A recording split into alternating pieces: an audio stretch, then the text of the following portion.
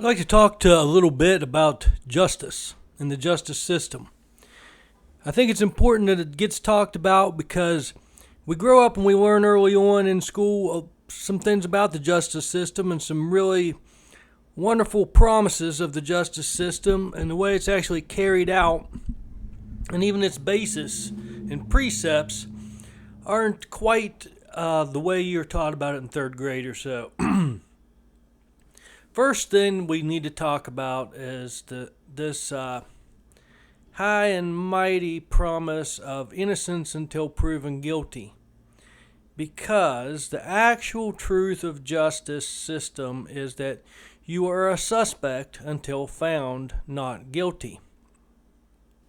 Now, the first thing that you must understand is that punishment begins from the very onset.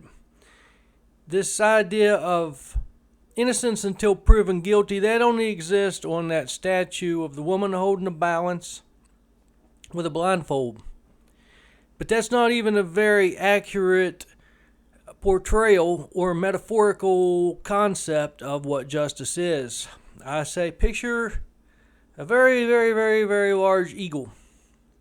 And it can either lay stacks of money in your lap, or it can pick at your brain and pick at your heart, maybe little snips with its beak, or it might just take your whole entire life. That is the bird of justice, the eagle of justice. Now, you're a suspect until found not guilty, and punishment begins from the onset. The first punishment is the suspicion.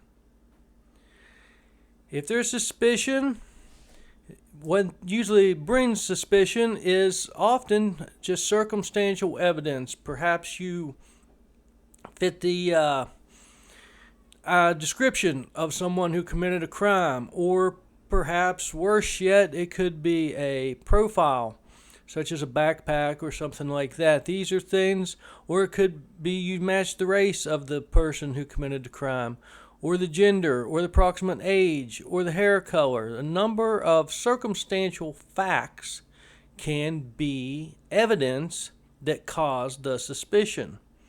If there's enough of this evidence to cause a suspicion, then comes the accusation, the second form of punishment from justice. And once the accusation happens, now the real punishment begins, because then goes the rumors, which can lead to the beginnings of the destruction of your whole reputation.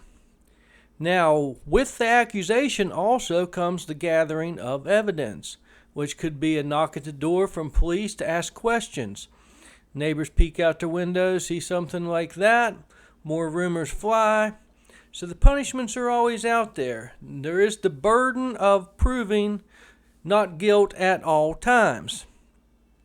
Now, if there is enough circumstantial evidence and things come from the gathering of evidence, then comes the arrest. Now, the arrest becomes the initial loss of all rights at the time of the arrest, because you must submit your human will into the hands of another human's will. And if you resist in any way whatsoever, that can have physical repercussions. And from those physical repercussions can come a whole different charge, that even if you later are found not guilty of what the whole arrest was happening for to begin with, you could still suffer the crime of disorderly conduct, which is any sort of resistance to the process of the bird of justice. And after the arrest comes a humiliation, being transported out in a police car. Then goes the jail experience. Now, I won't go into all the details of a jail experience because everybody's familiar with it, at least to some degree. You've watched TV and movies, and what you have to understand about jail is the whole nature of it is to make you not want to be there.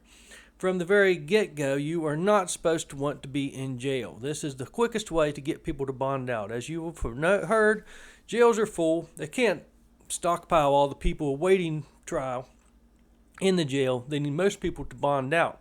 Well, in order for people to decide that it's worth the humiliation of having to call somebody to post bond or something like that, the experience has to be bad enough that they need to feel like they need to get the heck out of there.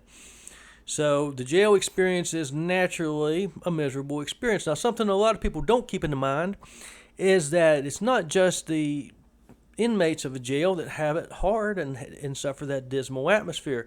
The police and the jail keepers also are in the confines of that dismal atmosphere, so don't expect a lot of bubbly, cheerful happiness going on around you. Although, since they do all suffer from being in that bad, dismal experience, if you can bring a little light into that experience, it's not a bad idea. So jail is part of the punishment, all part of the process. See how far away we've already gotten from innocence until proven guilty? We're already deep into the punishment. Now, then there is certainly some relief from jail.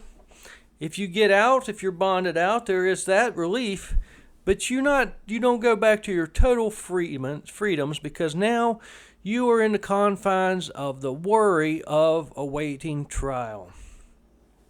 Now, in the worries of trial, you try and resume your normal life as you await your trial date, and your concerns are whether or not there will be a loss of freedom, loss of job, loss of reputation, and financial things that you must consider.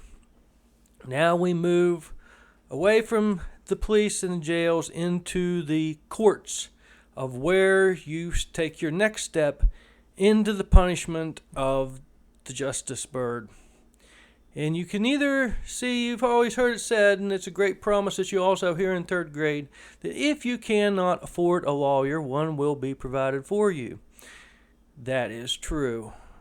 What you're not told is the public defender is naturally in cahoots with the DA and the judges and the police, and there is this unwritten law, unwritten foundation that you won't be taught in third grade, that there's a foundation of money. The bird of justice, as I mentioned, drops money in some people's lap and picks at other people. Well, in order to get the money from one place, it has to get them from another, so sometimes it picks at your pockets too. So in these unwritten foundations of the justice system is the idea that people that are earning a lot of money are contributing more to society than somebody who does not earn a lot of money. So if you can afford a lawyer, that is one step already out of the burden of proving yourself not guilty, because you're already considered an asset back into society. Because if you can afford a lawyer, you're obviously earning some money and therefore paying some taxes into the system. And it's also considered an asset to the whole legal system, because naturally a legal degree costs a lot of money.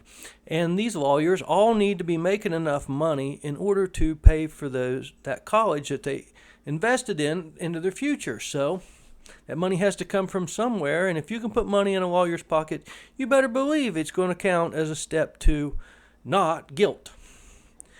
So, and you may have heard this terrible term, but sometimes turns out to be true, the public defender can actually be, hate to say it, the public pretender. They're not necessarily in your corner.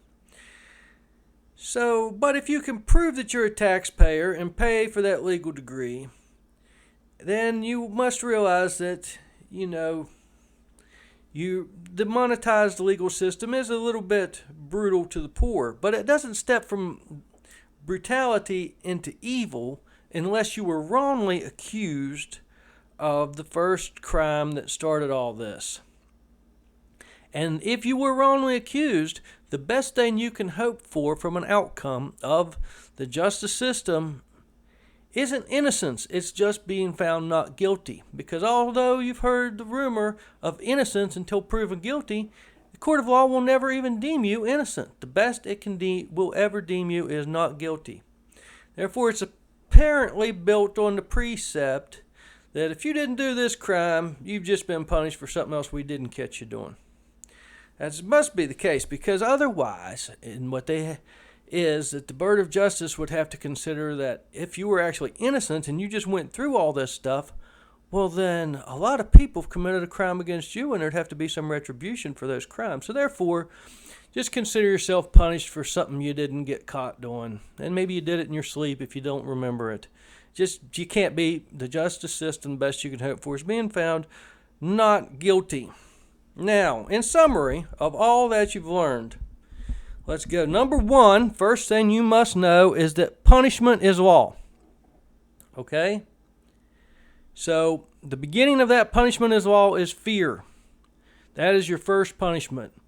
You need to fear the bird of justice because, let's face it, one thing that is common, we expect that, we've proven in that metaphor of that Lady Justice outside with her blindfold on, that we want justice to be blind.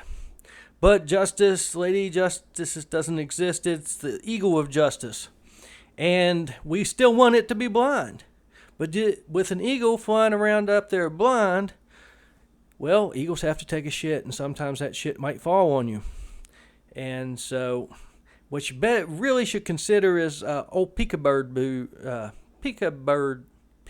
bird justice. It's flying around up there. People demand it be blind, so it's got them goggles on, but it'll peek around and make sure it's not shitting on, say, Elon Musk, shit on somebody else. Because in this monetized system of justice, sometimes the penalty is also money. Well, you don't want the penalty to come from someone you're already getting money from the taxes for. So what you do is the way the justice system works is it'll punish somebody for not having enough money. So say there's an inspection sticker bad on a vehicle because somebody has their vehicle in a state of disrepair. They get pulled over and they get a fine. Now, not only do they have the burden of getting that vehicle fixed, but they have the burden of paying that fine. So for not having enough money, now they have the penalty to also pay. Therefore, it works like a nice little whip on the back of somebody to be like, earn more money, get that shit fixed. You better do something. You better change your life. That's how the bird of justice carries things out. So the second punishment, being punishment is the foundation of law, is being a suspect. Now, how are you going to not be a suspect? Well, the best way to not be a suspect is to blend in, conform in as many ways possible as you can. Don't stick out in any way whatsoever. Don't have any distinctive character. Now, in this conformity, don't conform to a profile that's associated as rebellious. Conform to uniforms work nice. If you can figure out a way to just wear uniforms around, but don't be trying to steal valor. That's a crime. So find a way to conform to the biggest group of people you can that'll keep you out of being a suspect. Now, then part of the punishment is the being accused, and D in the punishment of is law is the being arrested. So it all begins with the fear of the police. So founded on the fear of police, you must begin. Now, you have to have just the right amount of fear of the police. Because if you're really afraid of the police, well, you're going to be a suspect for being afraid. But if you're not afraid of them at all, then that might just be considered disrespectful. So you might have to call somebody half your age, sir, as if their experiences are so more valid than yours are, and all these things, but don't kiss their butt too much because that's suspicious. So finding your spot on that fear spectrum when dealing with the police, just be afraid. That's all I got to say. I don't know how afraid you should be, but just be afraid. That's the beginning of your punishment. Now, 2, in the summary of all I've said, is if you cannot afford an attorney, you're either too lazy or too generous. But either way, you better have that money when Lady Justice comes knocking. Now, even the bald eagle has to shit sometimes. That's number 3 in this summary. And number 4 is don't be conspicuous, wear a uniform. All right, I'm out.